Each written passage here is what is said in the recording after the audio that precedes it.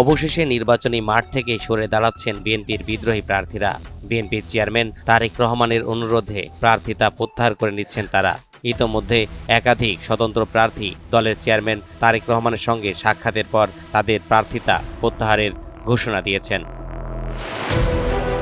BNP chairman Tarique রহমানের সঙ্গে সাক্ষাৎ করেন ব্রাহ্মণবাড়িয়া 1 আসনের স্বতন্ত্র প্রার্থী সৈয়দ একে একরামুজ্জামান। সাক্ষাতের পর এক ভিডিও বার্তায় তিনি নির্বাচন থেকে সরে দাঁড়ানোর সিদ্ধান্তের কথা জানান।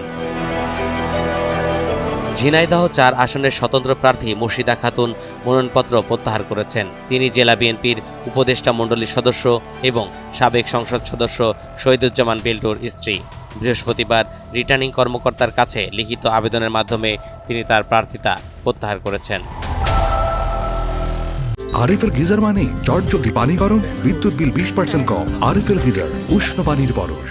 ব্রাহ্মণবাড়িয়া 6 আসনটি বিএনপির জোটভুক্ত দল গণসংহতি আন্দোলনের প্রধান সমন্বয়ক জোনায়েদ সাকিকে ছেড়ে দেয়। ওই আসনে বিএনপির কেন্দ্রীয় নির্বাহী কমিটির সদস্য ও সাবেক এমপি এম এ খালেক স্বতন্ত্র প্রার্থী হয়েছিলেন। দলীয় সিদ্ধান্ত অমান্য করায় গত 30 ডিসেম্বর বিএনপি থেকে তাকে বহিষ্কার করা হয়। তবে গত বুধবার সন্ধ্যায় তারেক রহমানের সঙ্গে সাক্ষাৎ করেন এম এ খালেক। এরপর গুঞ্জন ওঠে তিনিও প্রার্থিতা প্রত্যাহার করতে পারেন।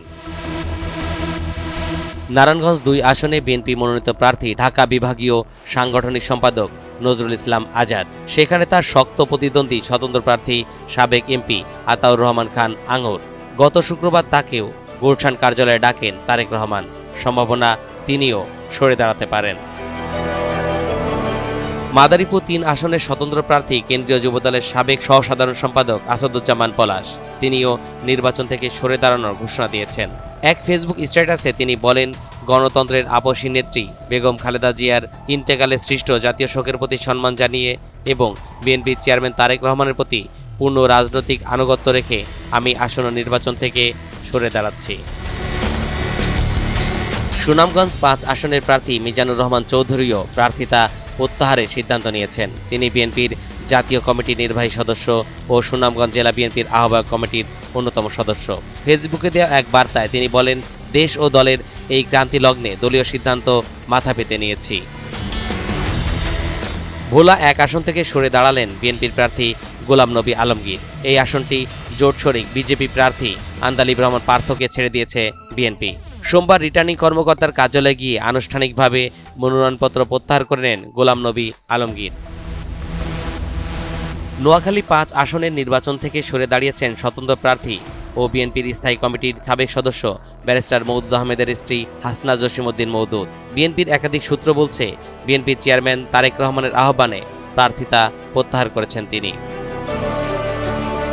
এদিকে হবিগঞ্জ 1 আসনে রেজা কিবরিয়ার বিরুদ্ধে বিদ্রোহী প্রার্থী হওয়া সাবেক এমপি সুজাতের সঙ্গে ঢাকায় কথা বলেছেন বিএনপির চেয়ারম্যান তারেক রহমান।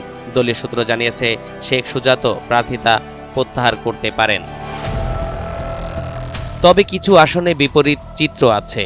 এখনো অনড় অবস্থানে আছে ব্রাহ্মণবাড়িয়া 2 আসনের জুনায়েদ আল হাবিবের বিরুদ্ধে বিদ্রোহী প্রার্থী হওয়া বিএনপির সাবেক আন্তর্জাতিক বিষয়ক সম্পাদক ব্যারিস্টার রুমিন ফারহানা।